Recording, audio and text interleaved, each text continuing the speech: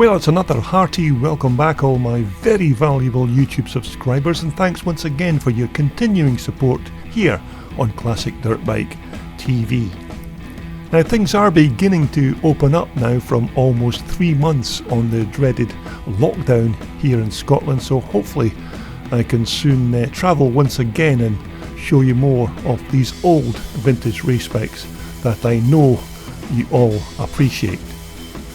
So let's just press on with another iconic Japanese classic and take a look at the superb TT500 Yamaha Fourstroke.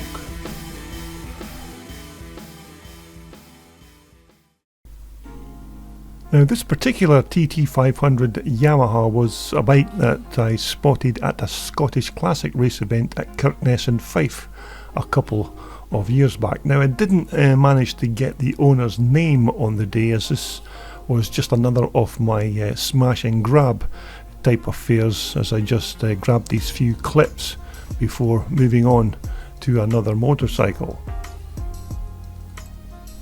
Now, I'm almost sure that this is a 1977 model, and Yamaha really built these machines as a road and trail bike initially, complete with their associated lighting kits. Now, they were never really conceived as full-blown dirt racers, although the 500 four-stroke single-cylinder Yamaha engine was just so tough and reliable that many owners then turned them into full-on competition racers. Now, the big single-cylinder 500cc engine had a dry sump, with the motor's oil being housed inside the backbone of the frame. Now, 2 oil pumps circulated the oil around the moving parts of the motor and then back into the holding tank in the chassis. Now, the engine crankcases were split vertically as per many of the old British made engines, although, as you know, the Yamaha motor never really suffered from the same nasty oil leaks that many of the older British power plants did. But despite this being a big high compression single cylinder 4-stroke engine, it was still relatively easy to fire into life using the old fashioned kickstarter and the decompression lever fitted to the handlebars. But to make matters even easier, they say that these motors also had a little window on the cylinder head which could show the rider when the piston was at top dead centre. Our particular example here appears to still have the original Yamaha forks and brake hubs, which is quite unique. But the air filter was your washable foam filter located just underneath the seat, and the fuel was normally supplied by a 32mm Mikuni carburetor. Now, also the gearbox was a 5-speed with a 15 plate wet oil cooled clutch. The rear shocks on this featured TT Yamaha are not the originals, as you would expect, and this rider has substituted those for a pair of good quality classic Hagen shocks, which are made right here in the UK. Now, one of the things I can remember I was told on the day about this bike was that this is not the original Yamaha swing arm, but was actually taken from a Kawasaki. Now, what model of Kawasaki I'm not really sure, although this most definitely is not a Yamaha part, but it still looks the goods and certainly doesn't look out of place on this very nice bike.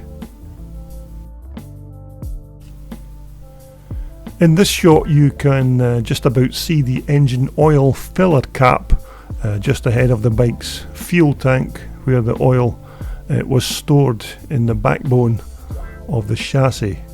Now, this oil storage system was not unlike the old British classics from way back in the day, where the likes of Rickman and CCM bikes used a very similar system on their frames.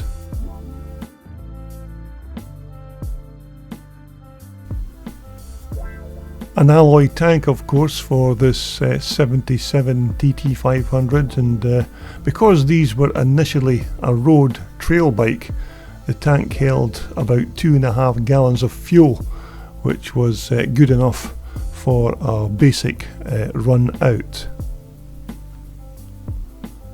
But they say that the Yamaha forks on these TTs were very good for their time and could cope with most bumps you came across on the road or small obstacles that you rode over while going on dirt tracks, although you still had only just under 8 inches of travel on these forks, and these were quite heavy bikes if you had all the accessories of the lighting equipment and other road going necessities fitted. But as you'd expect, once all the non-essential parts were removed, this is basically what you ended up with: a decent, reliable 4-stroke race bike that could be made into a fully blown scrambles machine. But these days you'd be very hard pressed to see a TT500 with its attached road going peripherals, as almost all the riders removed the heavy hardware and used them as a motocross machine that they could take to race events each weekend. And although even in the stripped down state it wasn't a light machine with that big 4-banger Yamaha motor, but if everything was just right and a good rider was in the saddle, these bikes could be highly competitive on the track. But you have to admit, despite the bike not being a fully original example, it's still a cracking looking 70s Yamaha, and certainly looks like the kind of machine that even I would like to ride myself. And that's of course if I ever wanted to pull on my motocross boots again for a little spin. But for me personally, as vintage motocrossers go, if you're looking for a machine to race at your local track and you want something that's strong, fairly agile, reliable and easy to start, then you could do a lot worse than taking possession of a good TT500 Yamaha.